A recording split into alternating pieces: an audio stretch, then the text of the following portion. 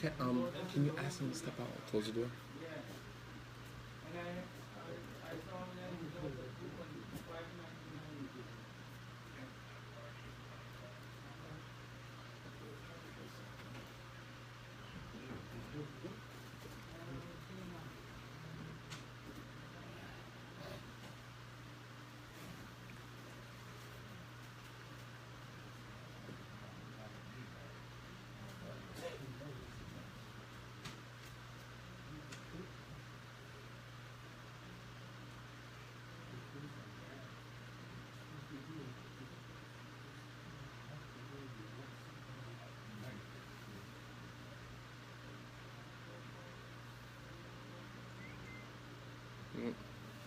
Sorry.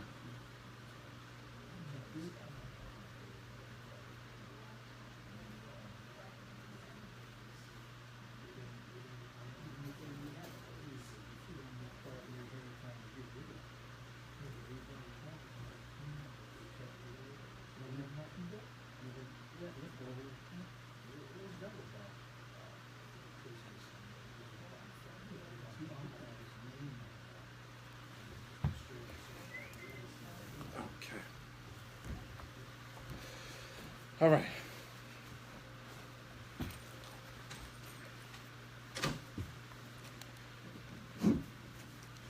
الحمد لله رب العالمين والصلاة والسلام على أشرف الأنبياء والمرسلين وعلى آله وأصحابه أجمعين. Okay, so tonight's discussion, inshallah ta'ala, we're going to talk about the social responsibility of the Muslim community, which in a lot of our circles of knowledge, it's very rare that you hear people discuss our social duty. It's almost as if we don't have any social responsibility as Muslims other than to ourselves. And it's quite the opposite. So let me begin by praising Allah subhanahu wa ta'ala the way that He deserves to be praised. Alhamdulillahi Rabbil Alameen. والعاقبة للمتقين ولا عدوان إلا على الظالمين وصلى الله على نبينا الأمين وعلى آله وأصحابه أجمعين. Allah subhanahu wa ta'ala has given the Muslim community an honorable place amongst His creation. The Muslim community in specific, we have a very honorable place amongst the rest of Allah subhanahu wa ta'ala's creation. Allah subhanahu wa ta'ala called us the best of nations. Kuntum khayra ummatin ukhrijat linnas. Ta'muruna bil ma'ruf wa tanhawna 'anil munkar wa tu'minuna billah. Allah subhanahu wa ta'ala said that you are the best of nations, the best of communities. Ummah. Kuntum khayra ummatin ukhrijat linnas. You are the best of communities, the best of nations, the best of communities raised forth for mankind. Not raised forth for Muslims. Raised forth for mankind. Ta'muruna bil ma'ruf. You enjoin what is ma'ruf, what is good. Wa tanhawna 'anil munkar. And you prohibit what is evil. Wa tu'minuna billah. And your best quality is that you believe in Allah subhanahu wa ta'ala correctly. So, given that description of the Muslim community, Allah subhanahu wa ta'ala has given us a privilege. And of course, with any privilege comes responsibility.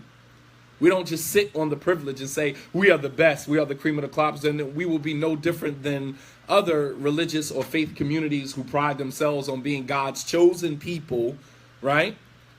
But yet, when you look at what they have done for mankind, then you can see that they haven't lived up to what they claim to be. All right? Many nations who have said that they are Allah subhanahu wa ta'ala's most beloved, as Allah mentions in the Quran about Bani Israel. They say, وَنَحْنُ أَحِبَّاءَ. Then we are the most beloved of God's creation. And then Allah asks, فَلِمَاذَا يُعَذِّبُكُمْ بِذُنُوبِكُمْ بَلْ أَنْتُمْ بَشَرٌ مِّمَّا خَلَقَ. Then Allah subhanahu wa ta'ala retorts with, well, if you are the best of Allah's creation, you are the best of God's creation, then why does He continuously punish you? Rather, you are creatures whom Allah subhanahu wa ta'ala created amongst his creation. You have no special status until you live up to the privilege that Allah subhanahu wa ta'ala has given you. And that applies to us as Muslims. We pride ourselves on having the truth. We pride ourselves on being on the haqq. We pride ourselves on, every other religion is on falsehood, whatever the case may be. But what have we done for humanity in recent times? In recent times. And we'll take a look at the previous Islamic community in history and compare that to what we are doing today. And I can guarantee you at the end of this lecture, we should be ashamed to pride ourselves on being on the truth, to being the best of creation, to to revel in this status that Allah has given us, yet we have done nothing to validate that. So with privilege comes responsibility. And to those whom, and from those whom privilege and opportunity are given, people have a right to expect much from you. To whom much is given, much is expected. So if we have all of this truth, then there should be higher expectations. We don't say, oh, you're on the truth, mashallah. But what are the expectations that society has of people who claim to be on the truth? If you are on the truth, then that means that people are going to have expectations of you. Allah subhanahu wa ta'ala, God, is going to have expectations on you. You don't get to revel in the honorable status that Allah has given you without doing something that would solidify that or validate that. All right? When the Prophet ﷺ used to get up at night and pray, right? He would get up at night and pray. And he would pray for such a long time that the back of his foot would crack and bleed, standing for long periods of time, for hours. I don't know about you, but sometimes I stand for long periods of time, especially during Taraweeh, and sometimes I get dizzy. Sometimes my feet hurt and I need to walk for a little bit to right? The Prophet ﷺ used to stand in prayer for hours. For hours. Right? I'll give you an example because we just prayed Salatul Kusuf, right? We all prayed the eclipse prayer. Weren't you standing in prayer for a long time? Weren't you in ruku' for a long time? And you said to yourself, when is the imam going to come up from ruku'? Weren't you in sujood for a long time? Right? The Sahaba used to pray with the Prophet ﷺ the night prayer. Ibn Abbas, he said he came over to spend the night with the Prophet ﷺ. The Prophet ﷺ was married to Ibn Abbas's aunt, Maymuna. That was one of the Prophet ﷺ's wives. And Maymuna's sister was married to Abdullah ibn Abbas's father, Abbas, the Prophet's uncle. So that made Maymuna Ibn Abbas's aunt. So he would come over and spend the night with the Prophet ﷺ. So he said, one night, I came over to spend the night with the Prophet ﷺ and I found him in prayer. He said, so I joined the prayer with him. He said he stood in Qiyam and he recited Surah An-Nisa, Surah number 4, 200 and some odd ayats. And then after he recited Surah An-Nisa, he recited Surah Ali Imran, another 200 and some odd ayats. So we're talking about 400 ayats, right? 400 ayats. He said, and I'm saying to myself, I wish I had not joined the prayer with the Prophet ﷺ. I wish I had not joined the prayer with the Prophet ﷺ, right? Because he's realizing this is real prayer. This ain't your two rak'ah kul hu Allahu ahad, right? This is not that type of prayer. This is Surah An-Nisa, Ali Imran, right? Two of the longest surahs in the Quran. This is no joke. The Prophet ﷺ, this was his habit just about every other night. And so one night he was praying so much that his feet started to bleed. And Aisha reminded him of a virtue, of a status that he had with Allah, which she saw that it wasn't a need for him to exert himself like that. She said, "O Messenger of Allah, why do you exert yourself like this when Allah has already forgiven you for your past and your future sins? You don't have to exert yourself like this."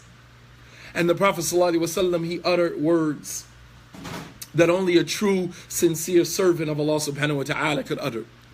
He said to Aisha, he said, "Afala akunu abdan shakura." Shouldn't I be a grateful servant? Meaning, because Allah has given me this virtue of forgiving me for my past and future sins, shall I not do more? not less. To whom much is given, much is required.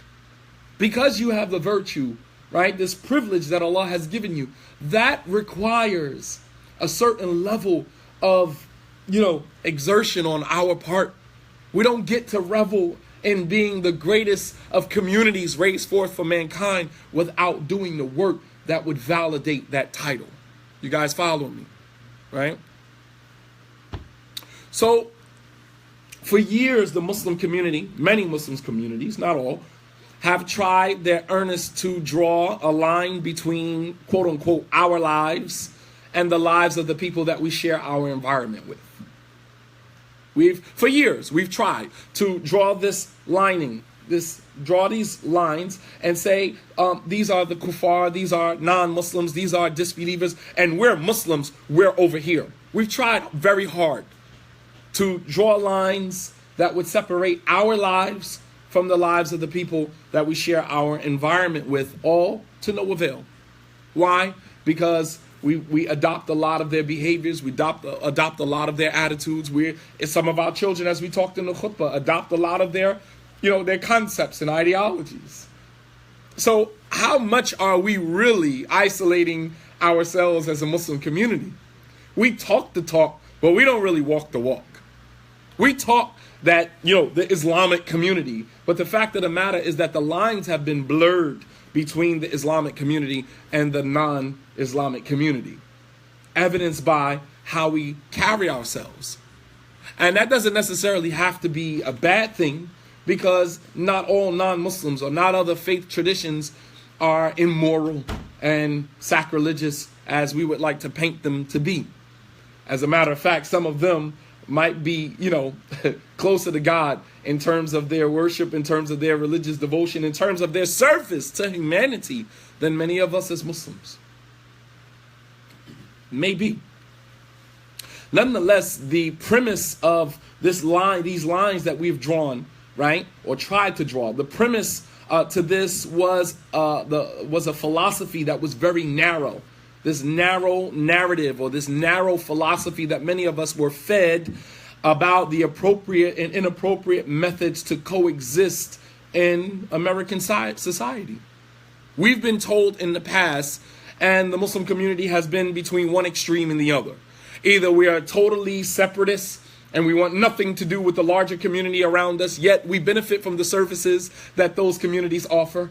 Right? The government is kuffar, they're non-Muslims, they're disbelievers, but yet you go to government and you get services. You get services like Section 8. You get services like housing. You get services like food stamps. You get all types of services from the same government that you consider to be kuffar, disbelievers, unworthy, right, of our preaching and teaching. We really need to take a look at ourselves. But yet, this narrow philosophy, so we were either on that extreme or the other extreme, and full integration, almost no Islam whatsoever, no distinguishing qualities or factors. So we're between one extreme and the other, and Allah subhanahu wa ta'ala calls us ummatan wasata, a community that takes the middle course. Neither of these or neither of those. La ilaha ula wa la ilaha ula, right in the middle. Allah subhanahu wa ta'ala says, وَكَذَلِكَ جَعَلْنَاكُمْ أُمَّةً وَسَطًا. And likewise, we have made you a community, the Muslim community, ummatan wasata. We have made you a community that takes the middle course.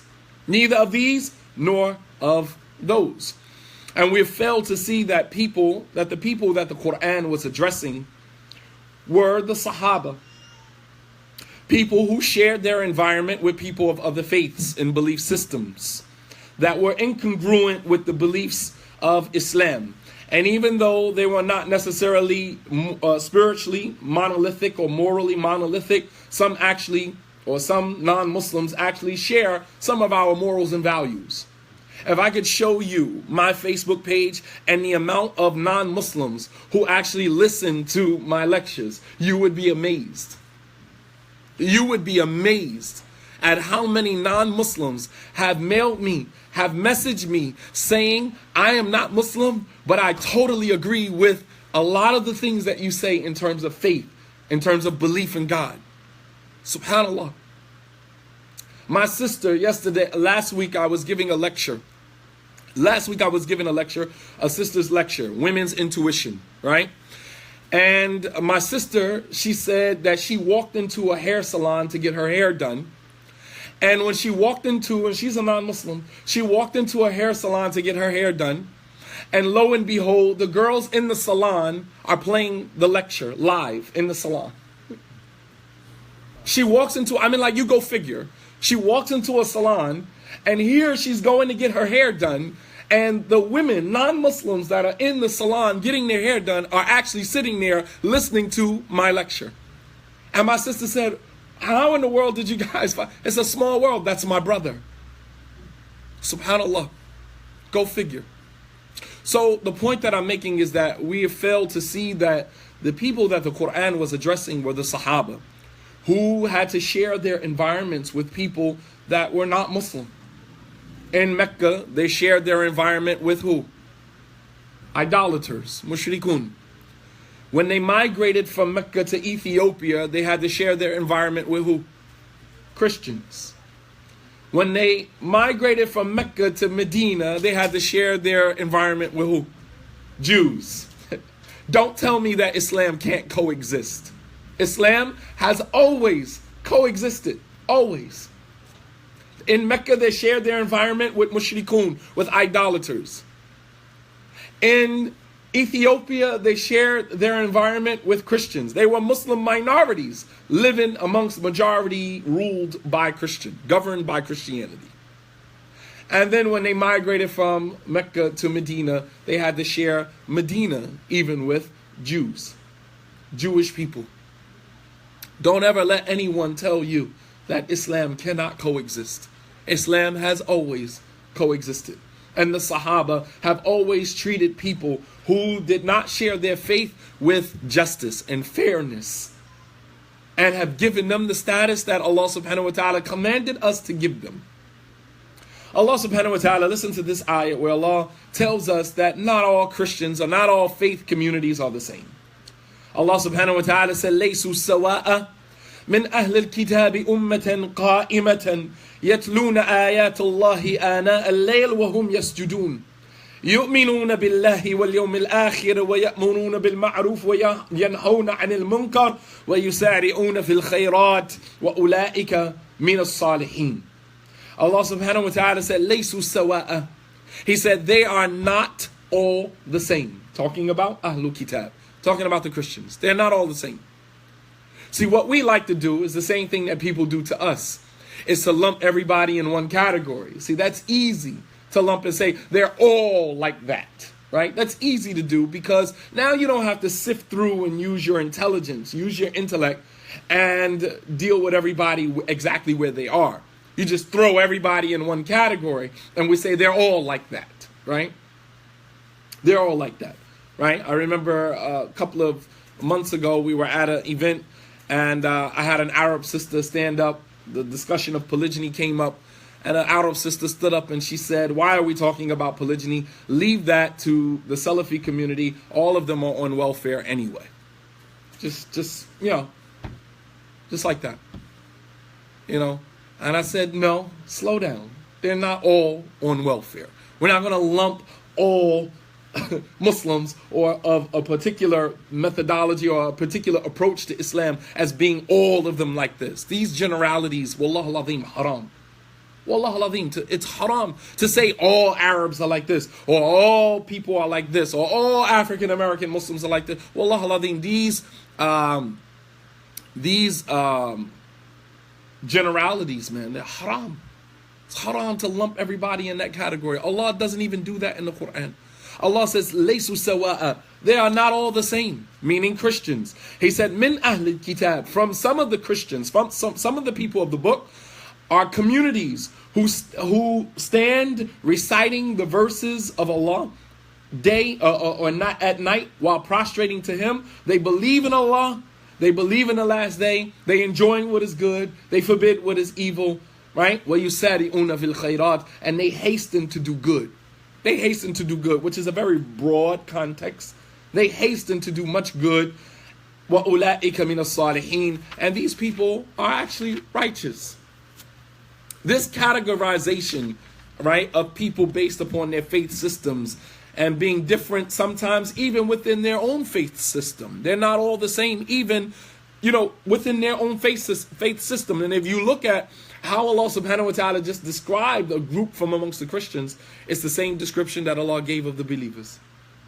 That you are the best of nations, raised forth for mankind, you enjoin what is good, you forbid what is evil, and you believe in Allah. Allah said about the Christians that they believe in Allah and the last day, they enjoin what is good, they forbid what is evil, and they hasten to do good deeds. This is the way that Allah subhanahu wa ta'ala described some Christians. So it's important for us to acknowledge these things, man. It's hard. It's important that we acknowledge these things. But this categorization of people based upon their faith systems and being different, even within their own faith system, is applied or applicable to even the kuffar of Quraysh. The kuffar of Quraysh weren't all the same. The idolaters who attacked the Prophet ﷺ, they weren't all the same. Right? Allah subhanahu wa ta'ala mentions in another verse in the Quran, لا ينهاكم الله عن الذين لم يقاتلوكم في الدين ولم يخرجوكم من دياركم أن تبروهم وتقسطوا إليهم إن الله يحب المقسطين. Allah subhanahu wa ta'ala says that Allah does not forbid you. لا ينهاكم الله. Allah does not forbid you from those who do not fight you for your religion. لم يقاتلوكم في الدين. They don't fight you for your religion. وَلَمْ يُخْرِجُوكُمْ مِنْ دِيَارِكُمْ, nor do they try to put you out of your environments. And تَبَرُّوهُمْ, that you do service them and you do well towards them. وَتُقْسِطُوا إِلَيْهِمْ, and that you are fair and just with them. إِنَّ اللَّهَ يُحِبُّ الْمُقْسِطِينَ, that Allah loves those who are fair and just. And Imam al-Tabari, he mentioned in his tafsir of this ayat that this applies asnaf min jami' asnaf al-milal wal-adyan. This applies to all different categories from every different religious sect or belief system. It doesn't matter what their faith system is. And the context of doing right by people and being fair and just with them, doing right by people you share the same space with respect to enjoining what is good and forbidding what is immoral and sinful. So if we live in an environment where people of other faiths are actually promoting good, promoting virtue, there's no sin on us to get involved in promoting good and promoting virtue based upon what Allah subhanahu wa ta'ala says in this ayah. Rather, as Muslims, we should be the forerunners in doing good. I'll give you an example. What is happening in Puerto Rico right now? Why aren't Muslims involved? And there might be some. I'm not saying that they're not, because you have many Muslims, mashallah, tabarakallah, Muslims giving back in New York. All right, in Brooklyn, you have Muslims feed in Philadelphia. In Philadelphia, you have Muslim organizations, mashallah, that are on the ground, that are doing work, providing services to the community. But the vast majority of the Muslims who have so much to say and are involved, what are we doing? Right now, what is happening in Puerto Rico, what are we doing to get involved with that? This is da'wah. This is our responsibility. This is our responsibility. In our local masajid, are we collecting food, non-perishable goods? Are we collecting, or is there a collection going on so that we can take them to other organizations that are going back and forth? Wallah al-azim, I do or conduct a sister's class, or not a sister's class, but a class called How to Get Married and Divorced in 10 Weeks. I conduct this on every Saturday and Sunday. And there's a sister in the class, Sister Antoinette. May Allah subhanahu wa ta'ala reward you immensely, sister. She works for FEMA, and she was just deployed to Puerto Rico to go and help out in that situation. Subhanallah al-azim. Here's a Muslim woman who works for FEMA, who has now been deployed to go and to assist in that process. Muslims, we should be on the ground, passing out Qur'ans, passing out water, passing out food, showing, the side of Islam that other people don't necessarily see. And it's happening, but it doesn't get any attention. It doesn't get any attention. It's not that we're doing it for attention, but it is our responsibility. If we are the best of nations, raised forth for mankind, then part of our responsibility is servicing mankind. You follow me? That's our responsibility. To whom much is given, much is required. Instead of sitting from a place of privilege, talking about how much haq you on, about how much good you're on, and how much truth you're upon. MashaAllah, tabarakallah. All these Islamic organizations talking about how much they are on the truth, and the truth is with them. But how much do you give back to the community? How much do you give back to the community? We're constantly taking from the community, usurping the community's energy, its wealth, all for ourselves, and we give nothing back to the community. Nothing. And we need to start holding organizations accountable, holding Islamic communities accountable, holding ourselves accountable. Holding ourselves accountable, man. All right? So what I want brothers and sisters to do in your localities, if you know that there are organizations that are working with other organizations to make sure that Puerto Rico gets, goods, food, clothing, how many pair of shoes we got in our closet? How many overgarments you sisters sitting on that you don't even wear anymore? How many thobes, how many, pieces, articles of clothing do we have that are just sitting around in our living room, sitting around in our bedrooms, doing nothing, collecting dust? And Allah subhanahu wa ta'ala is going to hold us accountable for that. Because we're sitting on things that other people can benefit from. This is part of our ummah. Part of our tradition. So, as we can see in the context of al-bir wal-qist, doing right by people and being fair to people, Allah subhanahu wa ta'ala does not forbid us from doing that. So if we see other organizations, and they don't have to be Muslim organizations, but if they are enjoining what is good, then we are responsible for making sure that we enjoy what's good as well. And do right by people. Servicing the community. All right? So as we can see, these verses are more or less designed to help the Muslim community to be more inclusive opposed to being exclusive to the Muslims only. And the Prophet ﷺ, he invested a great portion of his mission to the civil responsibility of the Muslim community, which is the hallmark of every prophet and messenger. The hallmark of every prophet and messenger was to champion the cause of the underdog, the underprivileged. You guys following me? Not to placate the feelings of the elite from society, but to go after the poor, the disenfranchised. Right? As Heraclius, the Byzantine emperor, he asked Abu Sufyan, who was a disbeliever at the time, he said, "Ad-du'afa yattabi'unahu am al-aghniya am ashraf an-nas yattabi'uhum am ad-du'afa?" He asked Abu Sufyan, who follows Muhammad? Is it the ashraf an-nas? Is it the most elite from amongst the people, from the upper echelons of society? Am du'afa'uhum? Or is it the weak and oppressed and the disenfranchised and the marginalized? And Abu Sufyan, what did he say? He said it is the du'afa'uhum. It is the weak, the oppressed, the marginalized that follow him. And Heracl, he said, wahum atba' ar-rusul. They are always the followers of the prophets and messengers. Always. They are always the followers of the prophets and messengers. Now I want you to think about that comment. He said the people that usually always follow the prophets and messengers are the weak, the disenfranchised, the marginalized, the underprivileged of society. They are always the followers of the prophets and messengers.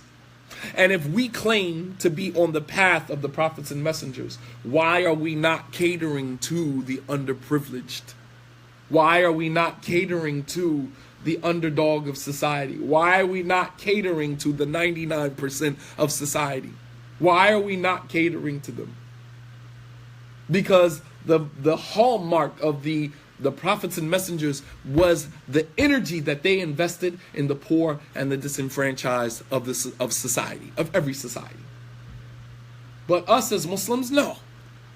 Especially those of us, especially from, the foreign community. I'm just going to be honest with you. We come here, you come here to America, you establish huge masjids, right? We're getting chandeliers imported from Turkey. And never once do we go into the inner city African American neighborhoods and help these poor, struggling communities. Never. Never. But mashallah, we pride ourselves on how big, how huge, and how beautiful our masajid are, which are only occupied during Jumu'ah anyway. During the rest of the days, the masajid are empty for the most part. For Salatul Fajr, the masjid is empty for the most part. But yet, poor struggling Islamic communities in some of these neighborhoods, we don't even go into those neighborhoods and write a check. Nothing. Even if they did a fundraiser, we're not going to show up. But let a wealthy Islamic community hold a fundraiser. Oh, we there with our checks in hand. MashaAllah, tabarakallah. $100 a plate, $500 a plate. We want 3 plates. We're going to write a check for $20,000. I've conducted fundraisers. I know how much money the foreign community has. I've conducted fundraisers right here in South Jersey. Yes, I know how much money they have. We've collected $275,000 in one night. In one night. But the poor, struggling African American, Islamic communities don't see a dime of that money. Not a dime. You have other huge Islamic organizations that go to Baltimore, Maryland and hold a conference every year. MashaAllah, roster of speakers, 20 speakers in one of the poorest cities in America. And not a dime of that money after the conference over goes to any of the poor African American Muslim communities in the city of Baltimore, Maryland. Not a dime. MashaAllah, tabarakallah. But we pride ourselves on being the largest Islamic organization in America. Now, you don't get to enjoy that title without putting in the work. And that doesn't mean that you're not doing work anywhere else. But sometimes it seems like the work that we are doing as an affluent Islamic community is to keep the affluent Islamic communities affluent. MashaAllah, tabarakallah. So you can say all day long, mashallah, we're helping out other communities, we're giving sadaqah, we're giving zakat, and yeah, but it doesn't come to the people who actually really need it. It doesn't go to the people that actually need it. So keep that in mind, man. But the Prophet ﷺ invested a large portion of his mission to the civil responsibility that was the hallmark of every prophet. The Prophet ﷺ said, مَا بَعْثَ اللَّهُ مِن نَبِيٍّ إِلَّا كَانَ حَقًّا عَلَيْهِ أَن يَدُلَّ أُمَّتَهُ عَلَى خَيْرٍ مَا يَعْلَمُهُ لَهُمْ وَيُنذِرُهُمْ شَرًّا مَا يَعْلَمُهُ لَهُمْ رواه Muslim. Hadith collected in Sahih Muslim. The Prophet ﷺ said, مَا بَعْثَ اللَّهُ مِن نَبِيٍّ, that Allah never sent a prophet. Listen to this. Allah subhanahu wa ta'ala never sent a prophet before me, except that it was haqqan alayhi, that it was a right, it was a duty upon that prophet, and yadulla ummatahu ala khairin ma ya'lamuhu lahum, that he directs his community to every good that he knew for them. That he directed them to every good that he knew for them. وَيُنذِرُهُمْ شَرًّا مَا يَعْلَمُهُ لَهُمْ, and that he warned them or cautioned them for every evil that he knew for them. Now you look at that and you look at the Islamic community. Have we done that same service to our ummah? And the word ummah, it has 2 meanings. The word ummah, when it's used, it could either be referring to 1 or 2 meanings of ummah or both. There's what is called ummat al-da'wah wa ummat al-istijaba. Ummat al-da'wah, this is ummah, the term ummah, community. These are everyone that the Prophet ﷺ was sent to until Yawm al-Qiyamah. That includes Muslims as well as non-Muslims. Because non-Muslims are required to follow Muhammad ﷺ all the way up until Yawm al-Qiyamah. There will be no more prophets.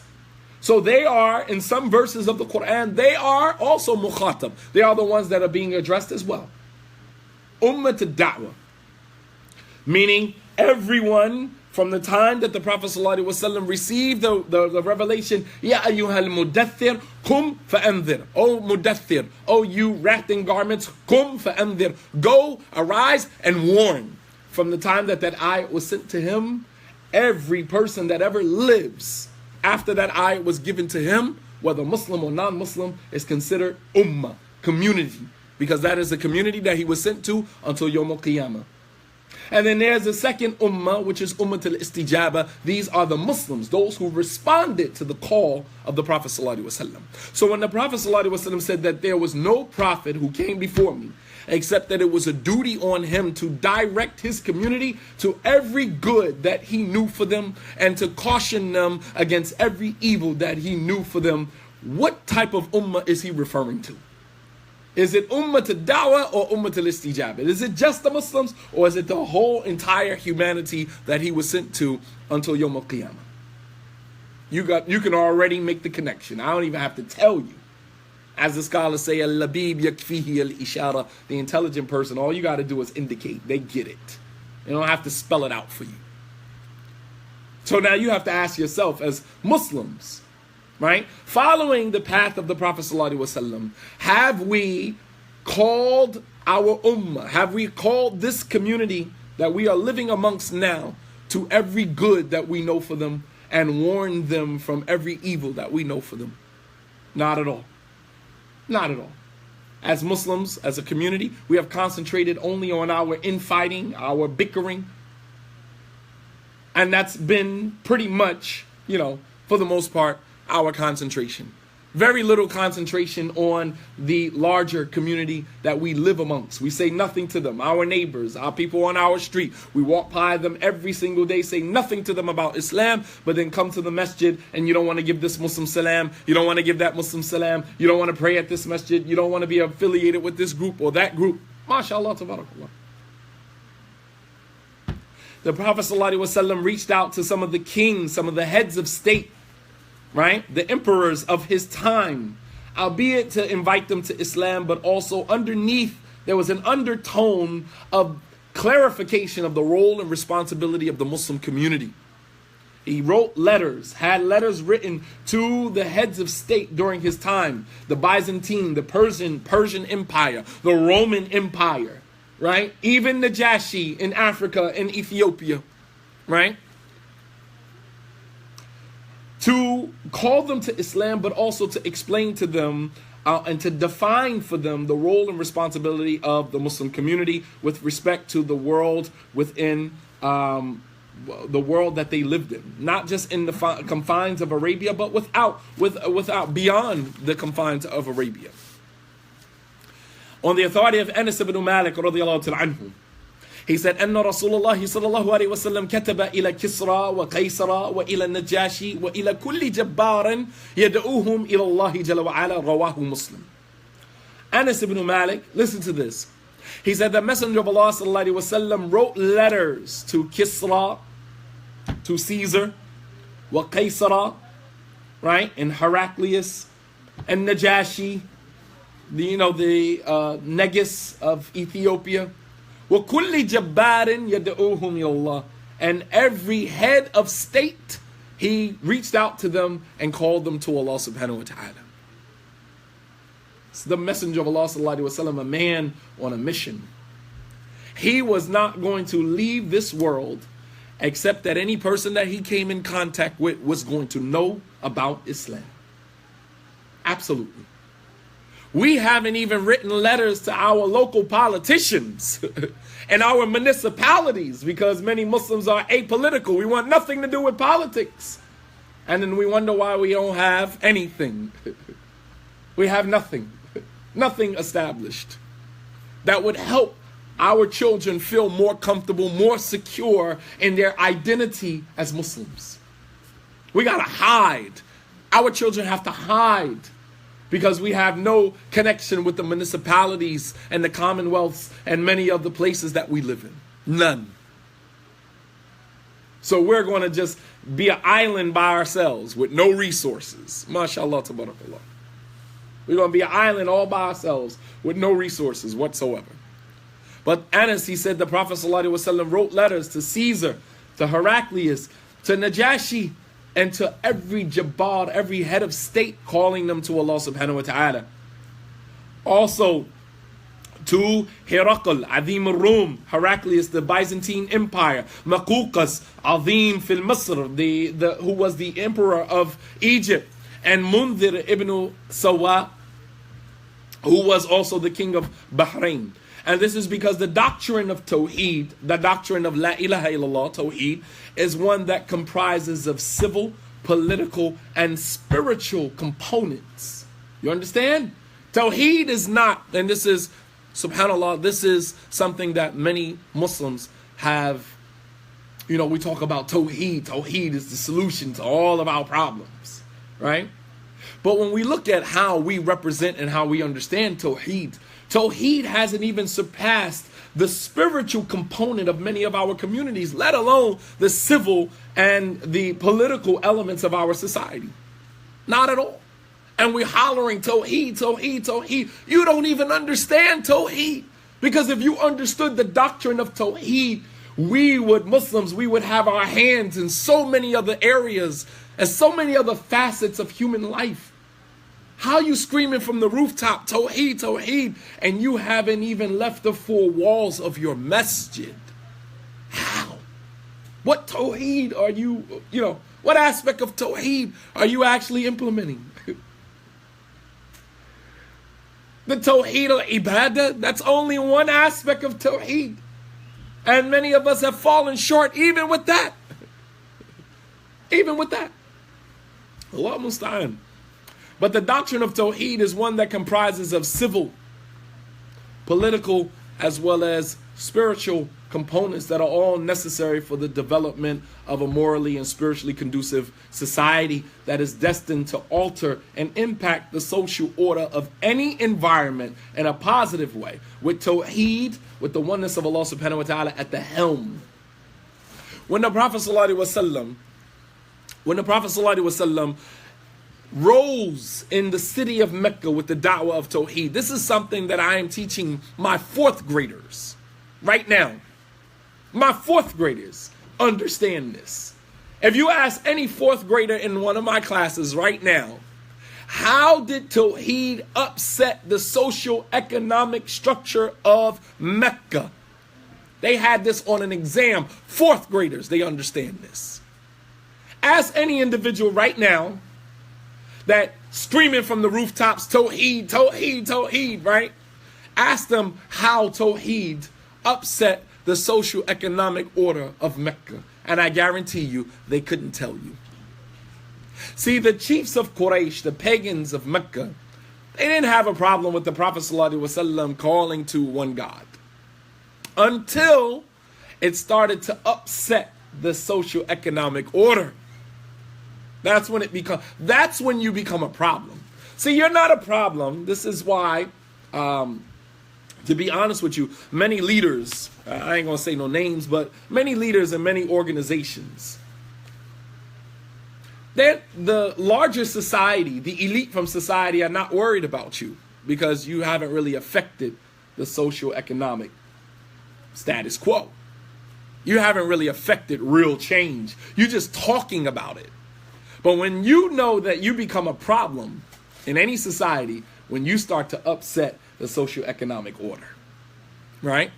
What Colin Kaepernick is doing right now, he's upsetting the social order. You understand? Taking a knee. You said African Americans need to be a little more disciplined when you rally. So we take a knee, and you still got a problem with it. You ain't even say nothing. All we did was take a knee. Take a knee. You understand? And just simply something as simple as taking a knee has upset the social order. You understand? Not only has it upset the social order, but it's also upsetting the economic order. Because now NFL is probably the least watched thing on TV. So now you hurting their pockets. You understand? Tawheed did the same thing in the society of Mecca. When the Prophet ﷺ rose with the da'wah of La ilaha illallah, the kuffar of Quraysh didn't really have a problem with that at the beginning. But you got to think about this now. He emerged in a society that was telling people You need this idol for this, and that idol for that, and this idol for that. So people run out to the marketplaces and they go and they buy these idols. These idols cost a lot of money. There were idols that were being sold in the marketplace. It's commercialization, taking advantage of the poor and disenfranchised. Pay attention. You understand? Because who's going out to the marketplace to spend the money to buy these idols? Not the wealthy. Because the wealthy has money. So they already have been given a privilege, like the society that we live in. But now we go to the poor, disenfranchised. Poor woman, you want to get pregnant? Go to the marketplace. Go to the souk and go buy this particular idol and pray to that idol to pray to God to get you pregnant. Right? Similar to what many pastors do in the church. They take advantage of poor, disenfranchised men and women who just want to be close to God.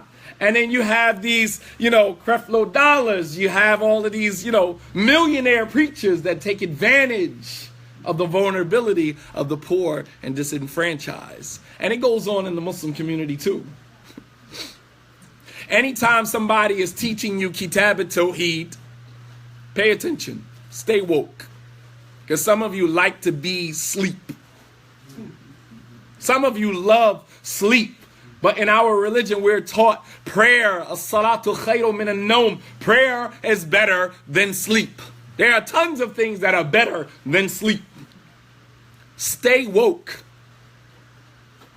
When you think about many Muslims in the Islamic community, especially poor African-American Muslim communities, where you have these pseudo-leaders, students of knowledge, preachers and teachers who want to sit in front of you with Kitab al-Tawheed and read to you what the Sheikh said here, and the Sheikh is saying here, and what the Sheikh is saying here, and Muhammad ibn Abdul Wahhab said here.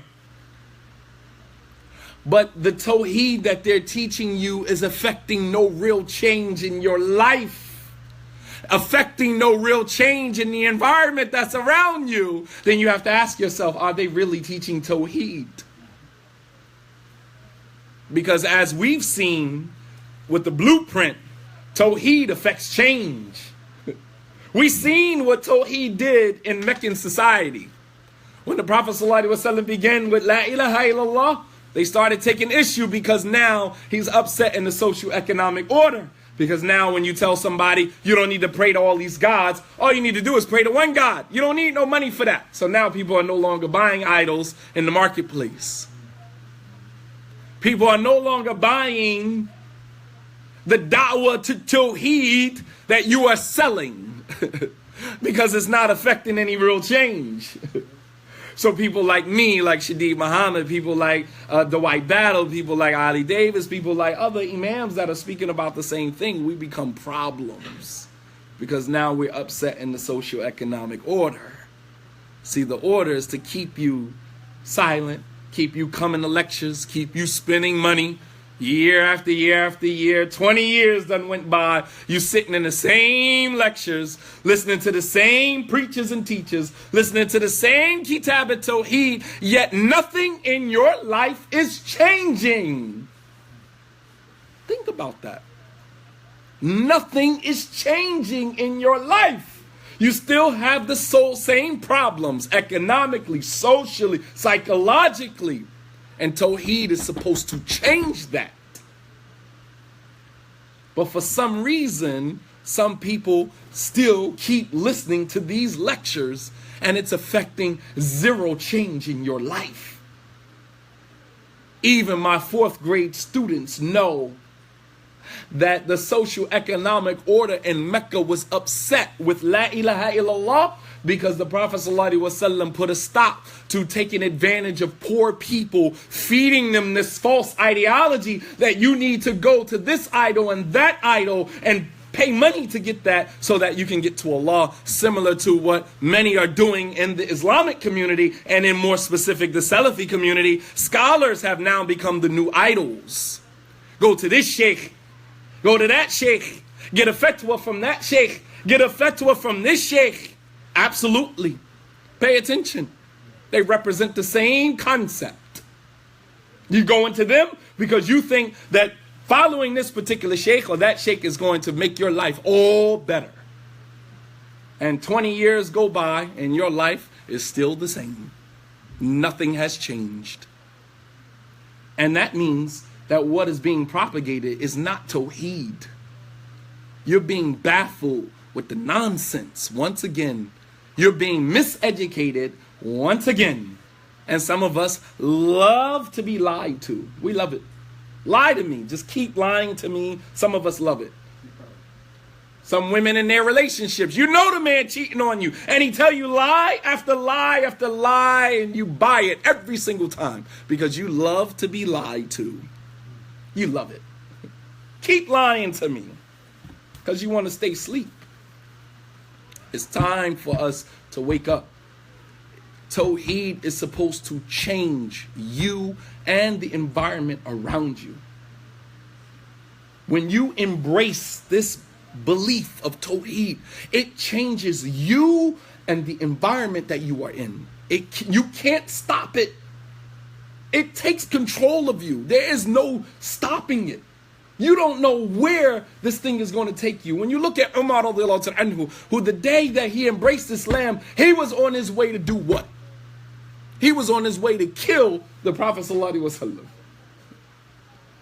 And when Umar embraced Islam, Anas said, "Ma zilna a'azzu mundu an dakhala Umar fil Islam." We have never ceased to remain except mighty and honorable from the day that Umar bin al-Khattab accepted Islam. His acceptance of Islam was a izzah, was might and strength for the religion of Allah subhanahu wa ta'ala. But that was after he embraced Tawheed. That's what real Tawheed does to you. Not a bunch of ignoramuses sitting around with a book regurgitating to you what's in it. Half of it they themselves don't understand. The other half of it they not even practicing their damn self, but then they feeding it to you. Leading you around like the rabbit with the carrot. And some of us, for 20 years we've been doing that. But the Prophet ﷺ upset the social order. Because when he told people you don't have to worship idols anymore, go to one God, Allah subhanahu wa ta'ala, then people started waking up. We don't have to buy idols anymore. So now he's upsetting, he's infringing on the social economic status. And perhaps, and I'll conclude with a couple of examples here, perhaps one of the most engaged of the Prophet ﷺ's companions and the social civic duty, right, of the Muslims outside of the masjid. I'm not talking about inside the masjid. Outside the masjid was Umar bin al-Khattab radiallahu anhu. He is perhaps one of the most engaged of all of the Prophet ﷺ's companions in civic life. And he held the title Amir al-Mu'mineen, leader of the believers, even before he became the leader of the believers. Because he effected change. He assumed the role that justified and authenticated the title. He got the title even before he became the person that was deserving of the title. Because champions are not found in the ring. Champions are just recognized in the ring. You were a champion even before you got in the ring. He was Amir al-Mu'mineen, leader of the believers, even before he stepped into the realm of being a Khalifa. He already had the nickname. And we are the total opposite. Many of us become sheikh, imam, student of knowledge, PhD, this and that, and we ain't put in a day's work. So we do the opposite. We get acknowledged. We earn our title in the ring. Whereas people who are real leaders, they're simply acknowledged in the ring. They had the title way before. They were leaders even before they stepped in the realm. And Umar radiallahu anhu, he negotiated peace treaties that preserved the rights of people that were conquered. These people were called in Arabic a dhimmi. A dhimmi is a non-Muslim who was captured on the battlefield or after battle. Even those who were captured, Umar made sure they had rights. You understand? These weren't just captives, slaves, being treated any type of way. Umar made sure that those who were dhimmi, who were non-Muslims, captured on the battlefield, captives of war, he made sure that they had rights. And those rights were respected. And these were people who lifted arms against the Muslim community. And even after being captured, these people were still given rights.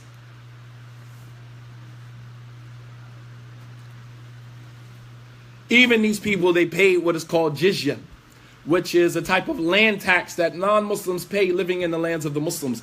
And they were not only paying jizya, but they were also recipients of zakat. These were non-Muslims living under Muslim rule who were recipients of zakat. Subhanallah. And those who could not pay jizya were exempted, and the sick and the elderly, they received a pension from the state treasury that Umar established. Umar established what is known as Baytul Mal, the state treasury, which he took money from that and gave even to non-Muslims, right? Non-Muslims who lived in that society. And these political, social, and civil reforms enabled the functioning of an Islamic community, Islamic society, in accordance with the Quran and the Sunnah of the Prophet sallallahu alaihi wasallam. This can be seen very clearly in an incident that led up to Umar's death. The day that Umar was stabbed, the person who stabbed him was a non-Muslim. And Umar radiallahu anhu met this non-Muslim that morning, and the non-Muslim wanted Umar to talk to one of the Sahaba, Mughira ibn Shu'bah, who was collecting the land tax from him, but was taking too much from him. He was oppressing him.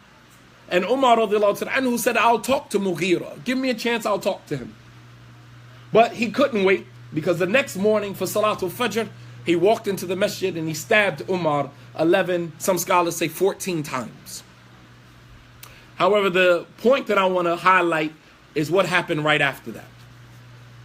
Umar radiallahu anhu passed out, fell unconscious in the prayer. Abdurrahman ibn Auf stood up to finish the prayer off. After the salat was over, Umar radiallahu anhu told Abdullah bin Abbas, go find out who was the one who stabbed me. Go find out who it was. Pay attention. He said, go find out who was responsible for stabbing me.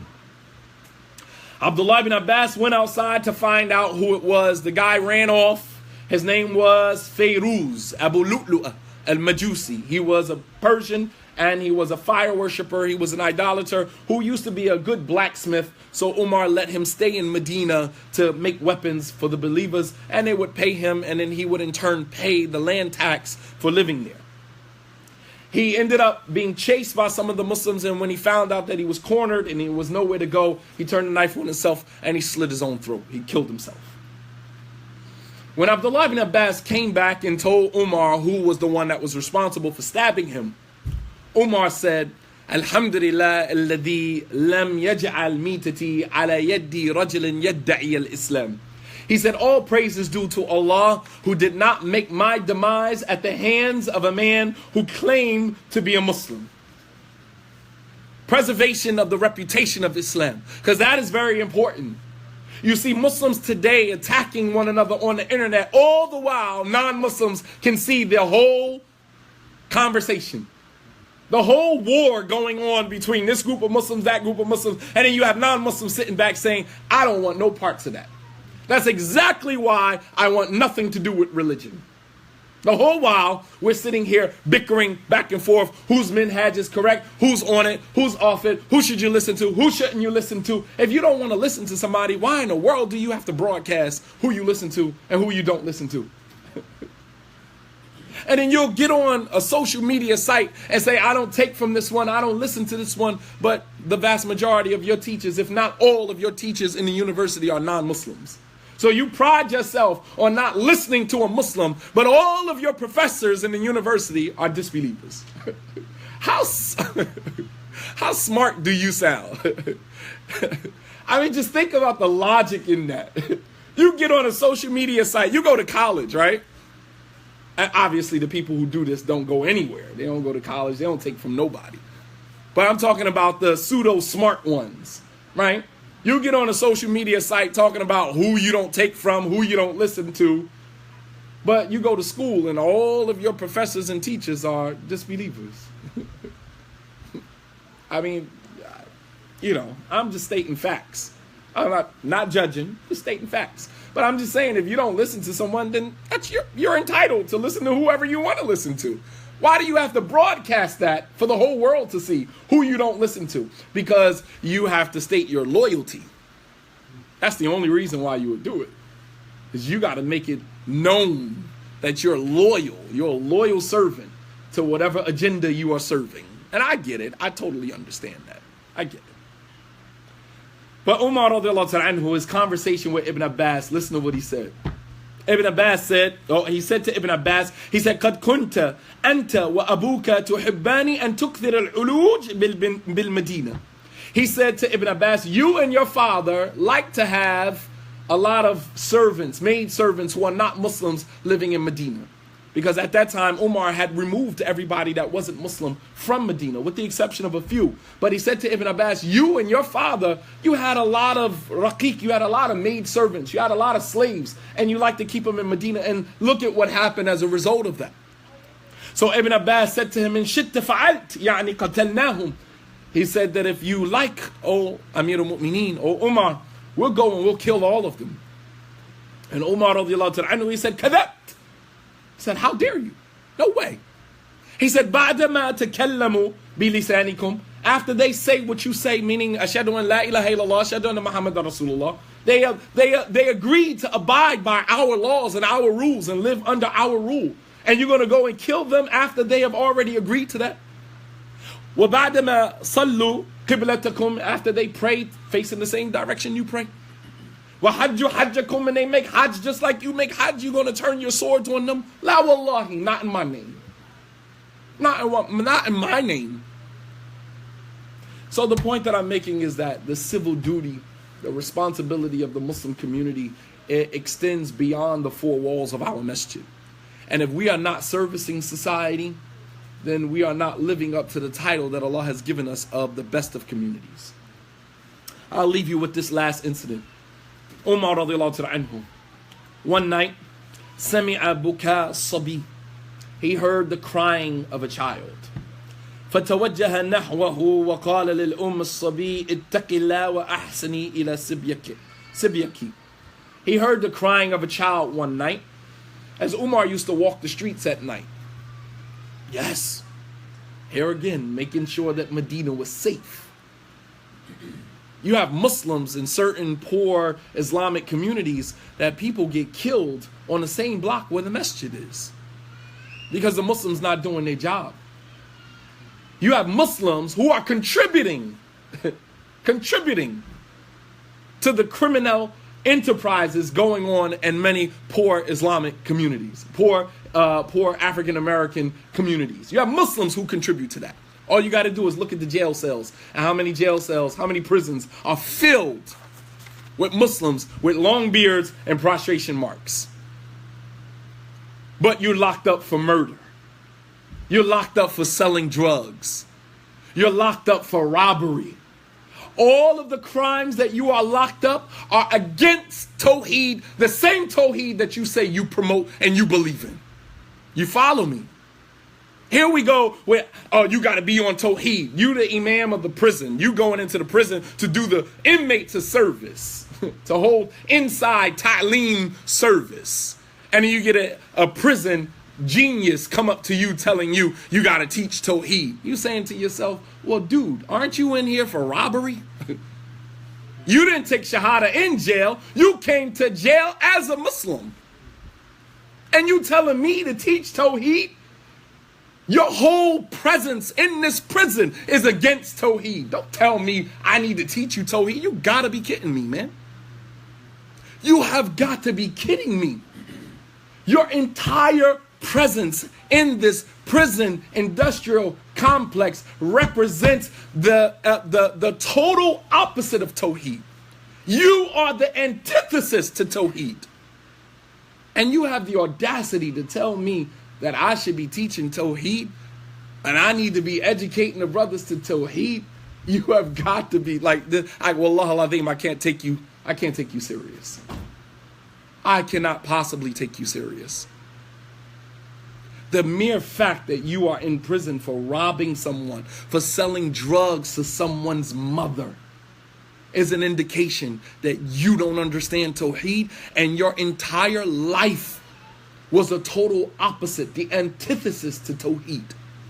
And then you have the audacity to regurgitate a jargon that makes you look like you are on the truth and everybody else. Man, who are you fooling?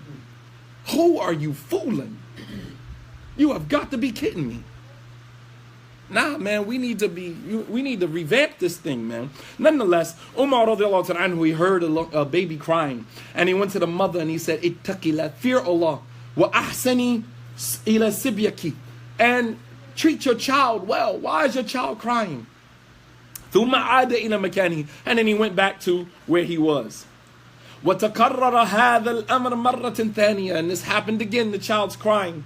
وفي آخر الليل سمع عمر بكاء الطفل, and at the end of the night, Umar heard the child crying again. Listen to this conversation. فذهب إلى أمه وقال لها ويحك إني لأراك أم السوء وما لي أرى ابنك لا يقر.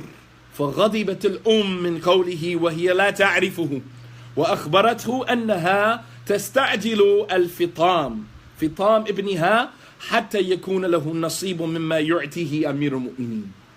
Umar heard the child crying again, came out to the woman and said to the woman, you are an evil mother to your child. You are doing your child a disservice. Your child is crying and crying and crying. Why are you letting this child cry the way that you are? Woe be to you. So the mother got angry and upset. Now, mind you, she didn't know that this was Umar. She didn't know this was Umar. All right? There was no Instagram and all these other social media outlets that make you famous really quickly. And many of the Sahaba, many of the people of knowledge didn't even want to be known. As a matter of fact, Imam Ahmed rahimahullah ta'ala said, As-salama an tuhibba an la tu'raf. That safety and security is in loving not to be known amongst the people. So she didn't even know she was talking to Umar. So she said, I'm trying to hurry up and stop and wean my child off of the breasts, so that my child could receive the child support that Umar gives the women when the child finishes breastfeeding. Umar established what we know today as modern day child support. That any woman who was widowed, her husband died in war, and she had a child, Umar gave a decree that he would give child support from the state treasury to any woman who, once the child finishes breastfeeding. And we know the maximum period in Islam for breastfeeding is 2 years. So the woman said, I'm trying to hurry up and wean my child off of the breast so that he can get the money that the leader of the believers, Umar radiallahu ta'ala anhu, has promised every child in our society. فَإِنَّ عُمَرَ لَا يُعْتِي الرَّضِيعِ, that Umar does not give the money to breastfeeding child. Once the child finishes breastfeeding, then Umar, because now the child is eating regular food. So Umar wrote a decree that he would not give money from the treasury to women who are still breastfeeding, because the child is breastfeeding, it doesn't need food. But once the child finishes weaning off of the breast and is now eating regular food, then he would give the child support to these widowed women. فَتَأَثَّرَ عُمَرْ بِمَا سَمِعَ وَبَكَى بُكَاءٍ شَدِيدًا. And Umar radiallahu ta'ala anhu, he was affected greatly by what this woman was telling him. He was affected, and he went back and he began to cry profusely. Cry, because he felt like he was doing the community a disservice. Why would the child have to wait to get, money from the state treasury until after they finish being breastfed?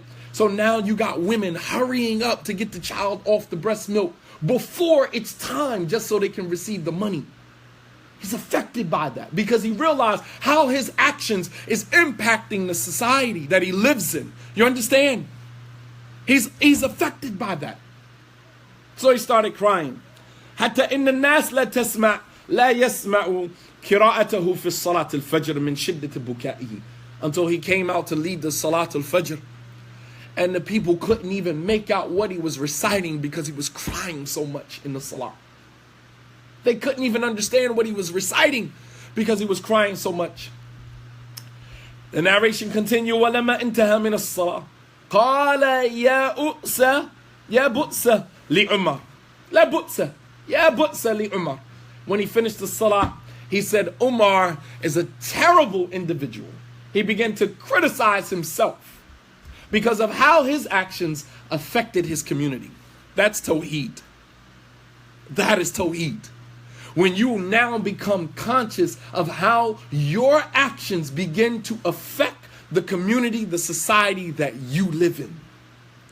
And unfortunately, many of those who are screaming at the top of their lungs being on Tawheed, in the 20-year span that they have reigned over many Islamic communities, they have never done once anything wrong. Everybody else is wrong. This imam is wrong. That imam made a mistake. This imam made a mistake. He made mistakes. They all got mistakes. And that means that you never made any mistakes. MashaAllah. Who in their right mind in a 20-year span has never made mistakes? And if you've made mistakes, we've never heard of them. We've never heard of these mistakes.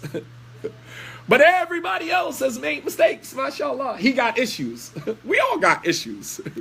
49% of Americans would test positive for at least one mental health issue. We all got problems. We all messed up in the game. 49% statistically, 49% of each and every of American citizens would test positive for at least one mental health disorder. And then you say, oh, I don't listen to him because he got issues. We all got issues. We all got issues. Or he's made some mistakes. Okay, so you've never made any mistakes. Okay, so Umar radiallahu ta'ala anhu, he said, Kam qatala min al-muslimin min awlad al-muslimin. He said, how many children have I killed amongst the Muslims? How many children have I killed?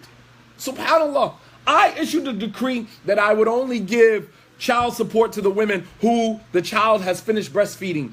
And because of that, women are hastening to take their children off the breast just so they can get my money. He said, how many children from amongst the Muslims have I killed? We need to ask ourselves, how many generations of Muslim children have we killed?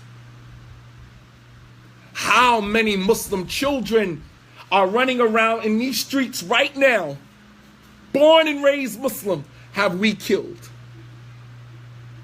Ask yourself. This is Umar radiallahu ta'ala anhu, self-reflection, introspection, looking deep within himself, wallahu al-azim, crying because of how many children, Muslim children, has he helped hasten off the breasts just so they could get the money from the state treasury. How many, Umar said, how many children from amongst the Muslims have I killed? And then we have to ask ourselves, how many of our children have we chased away from Islam? We killed their souls. We killed their spirits. We killed these children. 2 generations of our children we've killed. Those who in the late 90s, 98, 99, 2000, that were about 13, 14, 15, who are about 35 now, gone. And if they're gone, so are their children. 2 generations that we've lost. Gone. And we never stopped to take any account for how many children we've chased away from Islam. With this rigid practice of Islam, with this black and white paradigm, this black and white perspective that we have of Islam, chase these children away, kill their spirits, kill their souls. Subhanallah al-Azim, man. If I showed you guys the amount of emails and texts and messages that I've gotten within the past 2 weeks of people who said, I left Islam and I really want to come back, but I don't know how. I don't know how to come back to Islam. ثم أمر منادي ينادي أن لا تعجلوا صبيانكم عن الفطام فإن نفرد لكل مولد في الإسلام. Then Umar radiallahu ta'ala anhu told his caller to call out a new decree. Do not hasten your children off of the breasts. Do not hasten them off of the breasts before their time. Let them breastfeed until the full term, for indeed Umar will give every child their share of the state treasury. Understand? Whether they're breastfed or not. He went back and he corrected. He corrected what he felt was wrong. He corrected. And we have to take a look at ourselves and look at the part that we contributed to destroying these generations of Muslims, man. These Muslim children that are out here that want nothing to do with Islam and the Muslim community. Nothing. They won't even step foot in a mosque. As a matter of fact, they have a group of Muslims today that are called unmasked. And these are many of them new converts to Islam that have stepped foot in masajid and were treated so horribly, they want nothing to do with a masjid.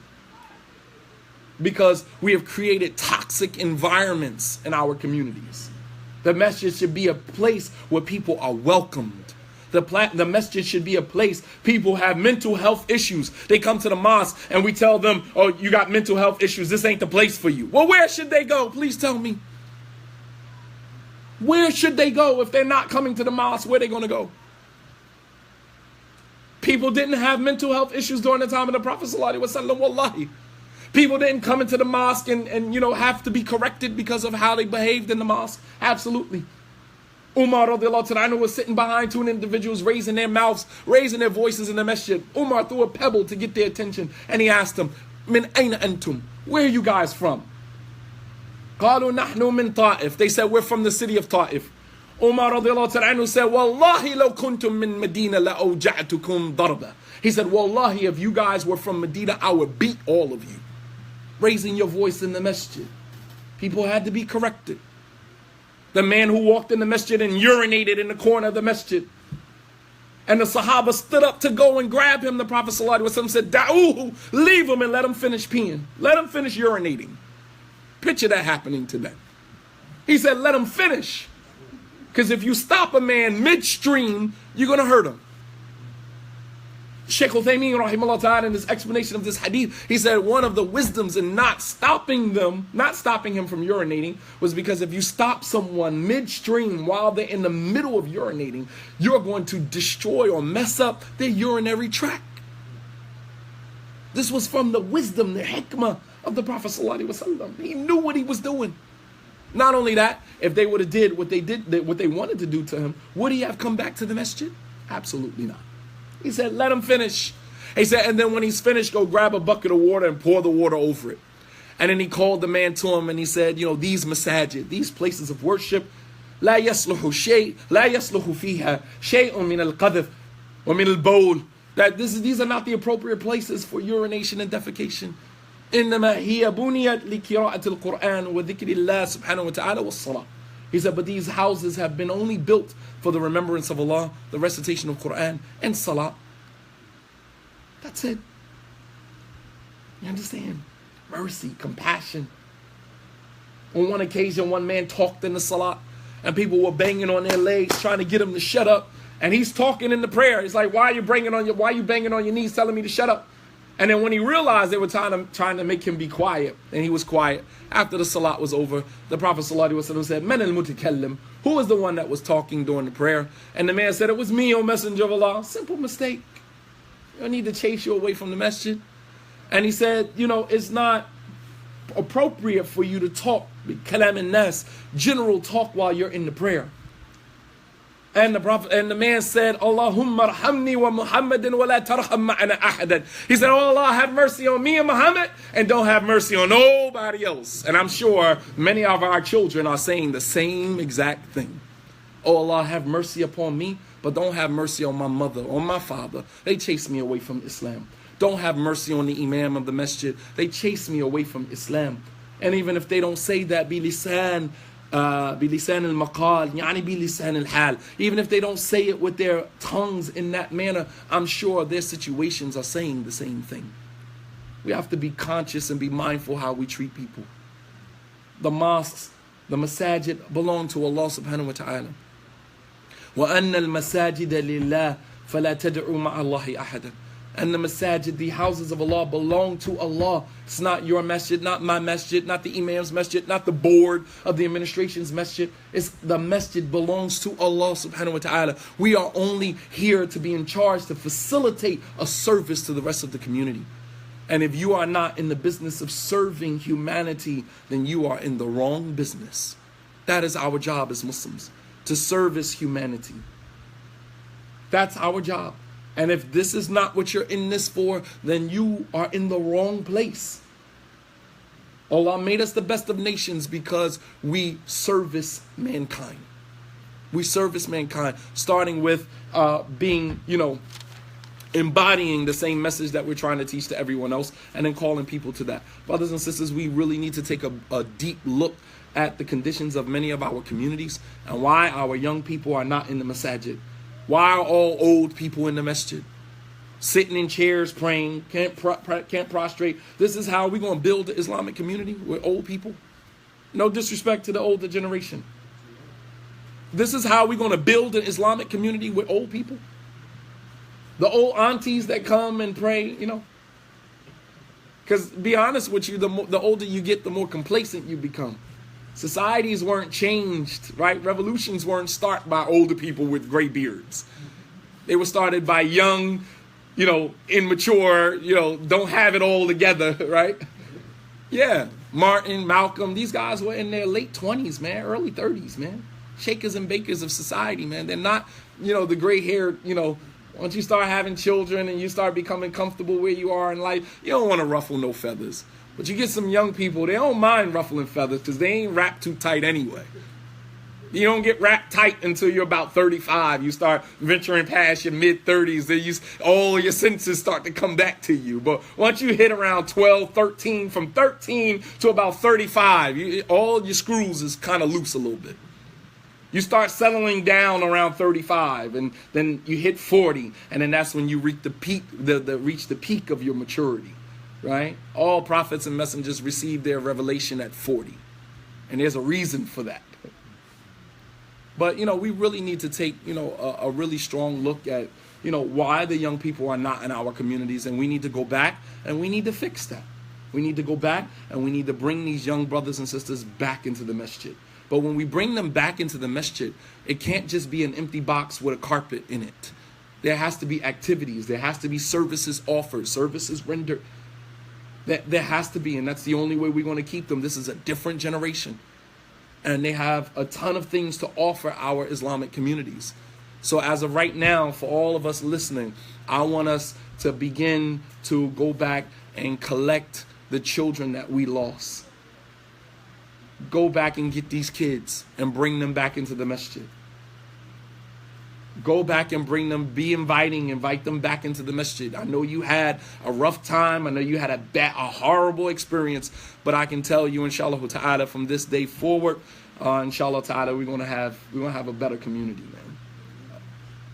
Eyes are opening, and inshallah ta'ala, we have different people in positions now, and things are changing. Things are changing, and we need our children back in the masjid. We need our children, our grandchildren back in the masjid. Bi-idhnillahi ta'ala.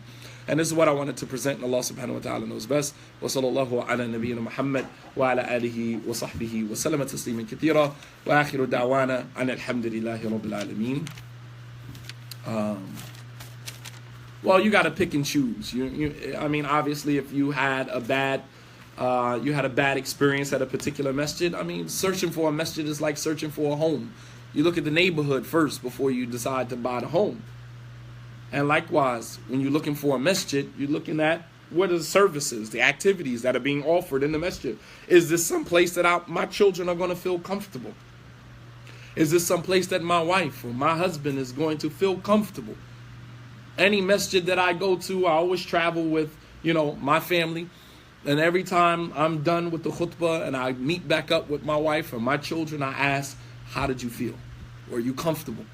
If one of them tells me that they were not comfortable, the kids feel like they were, told not to do this or do that in a certain way and it made them feel uncomfortable, that will probably be the last time that I visit that place. Because if my family is not comfortable, I'm not comfortable. And you have tons of brothers that'll drag their wives and their children to places simply because you want to show your loyalty to this particular masjid, but it's not conducive for your children. It's not conducive for your wife. She doesn't feel comfortable. But we say, no, we're going to this masjid because we got to pray at this masjid because you want to show your loyalty to that masjid. But your loyalty should be to your family and your children. If your wife is telling you, I am uncomfortable praying in that masjid, that should be sufficient. That should be enough. That my wife and my children are not comfortable in this place. That should be sufficient. And we shouldn't, nothing more should be said about that. And Allah subhanahu wa ta'ala knows best. Wa sallallahu ala nabiyyina Muhammad wa ala alihi wa sahbihi wa salama tasliman kathira wa subhanaka rabbika rabbil izzati amma yasifun wa salamun ala al-mursaleen walhamdulillahi rabbil alameen. Jazakumullahu khairan. Sorry for, the rant.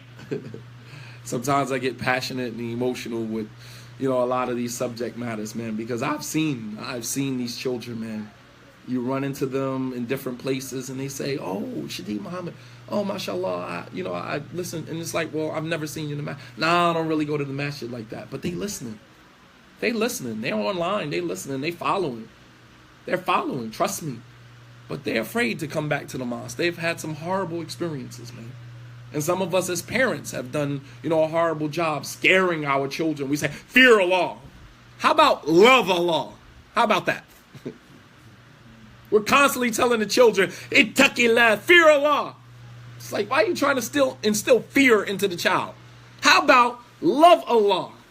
How about that? Let's change the language. Language and culture go hand in hand. Language and culture go hand in hand. You want to change the culture? Change the language. You're constantly telling the children, fear Allah. It's like, are you trying to instill fear into the child? How about winning the child over by the love of Allah subhanahu wa ta'ala, the mercy of Allah? Because we do a good job beating ourselves up by myself. I don't need you to instill fear in me. I'm already terrified for some of the stuff that I done did in my life that I know I have to answer for. I live in fear. I don't need you to instill fear in me. I live in fear. I know the things that I've done in my life. I know the sins that I've committed. I know that I have to answer for these things. I don't need you to instill fear in me. What I need you to instill in me is hope. Hope. Obama ran his whole campaign on hope. We can run a campaign and our religion actually pushes hope. Because as believers, we live our lives in between fear and hope. Al-khawf wa raja. So do you get people involved in participating in the community? How do you get people involved and participating in the community?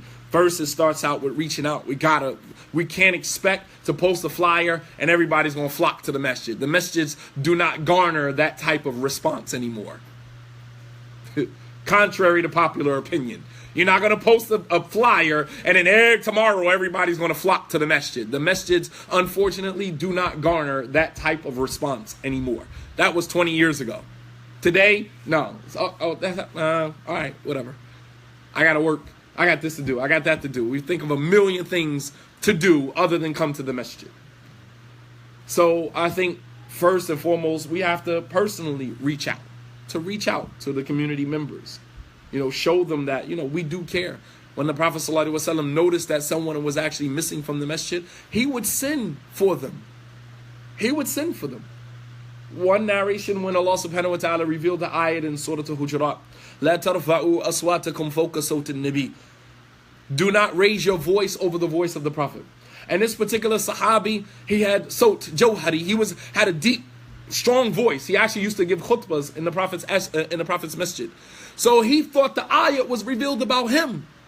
Allah said, don't raise your voice. Indeed, those who raise their voice over the voice of the Prophet, perhaps they will render their deeds null and void while they don't even realize. He never came back to the masjid. When the Prophet ﷺ noticed him missing, he sent some of the Sahaba to go find out why he wasn't at the masjid. You see what I'm saying? He didn't wait and say, well, we're waiting for them to come back to the masjid. If you're waiting for the kids to come back to the masjid, please tell me how that works out for you, because that's not going to happen.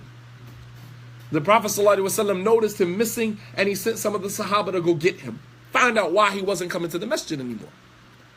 And he said, because Allah revealed the verse, don't raise your voice over the voice of the Prophet, and those who do raise their voice over the voice of the Prophet, perhaps they will render their deeds null and void while they don't realize. He said, and I feel like that ayat was revealed about me. I raised my voice over the voice of the Prophet ﷺ, therefore I am from the people of the hellfire. This is what he said about himself.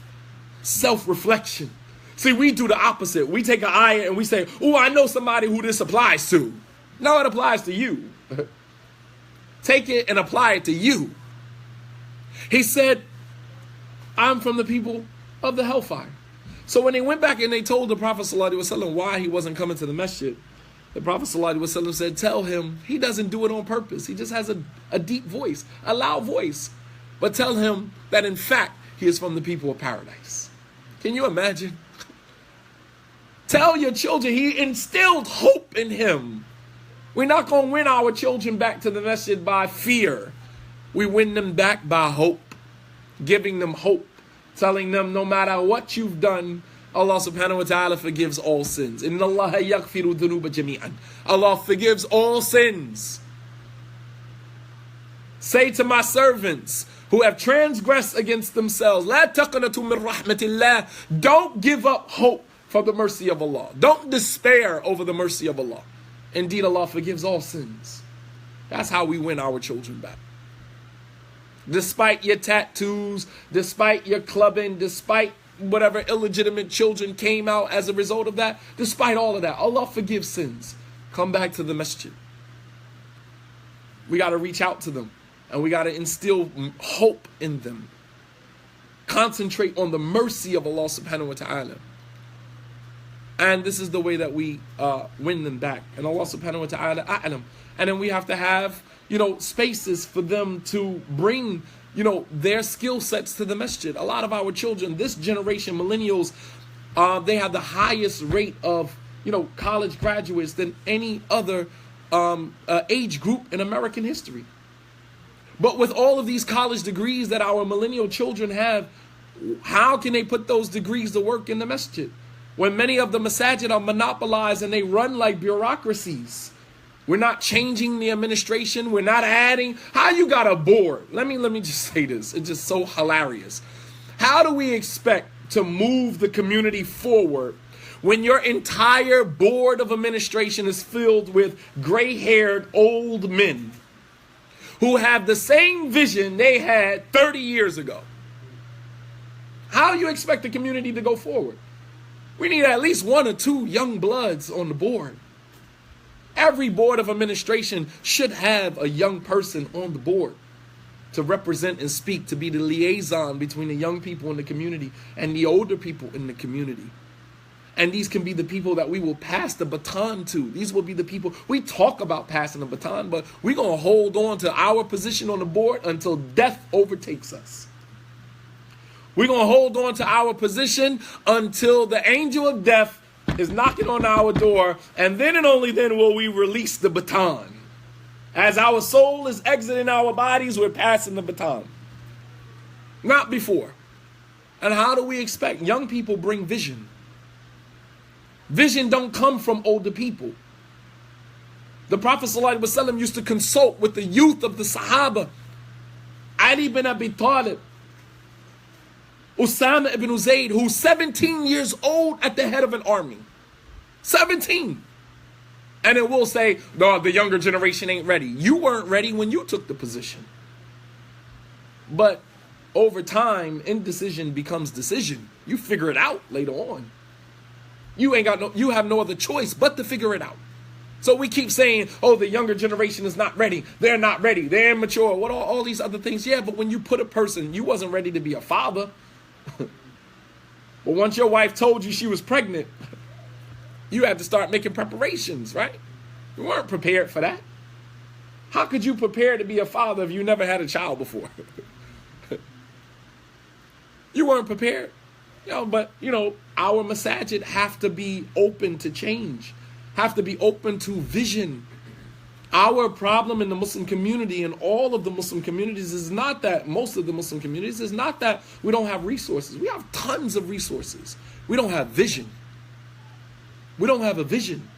And then we don't have the discipline to get to that vision. We always drop off, before we actually get to the vision. We lose hope, in the vision. And the Sahaba, radiallahu anhum, they never lost sight of the Prophet sallallahu alaihi wasallam's vision. They never lost sight. Umar conquered the entire region that belonged to the Byzantine Empire. that was Iran all the way back to Damascus. Conquered it all on the vision of the Prophet sallallahu alaihi wasallam. You understand? They were serious. They were serious. They never lost sight of the vision, but we don't have a vision. So therefore, we don't have that drive. Once we have the vision in front of us, inshallah ta'ala, we can create that drive, the momentum, and once that momentum gets started, there's no stopping it. There's no telling where we can go from there. And we have the potential. And we pray that Allah subhanahu wa ta'ala raise from amongst us those who will provide us with that vision. Raise from amongst us those who will be determined and will be dedicated and committed to achieving that vision bi-idhnillahi ta'ala. Wa sallallahu ala nabiyyina Muhammad wa ala alihi wa sahbihi wa sallama tasliman kathira wa akhiru da'wana an alhamdulillahi rabbil alameen. Wassalamu alaikum wa rahmatullahi wa barakatuh.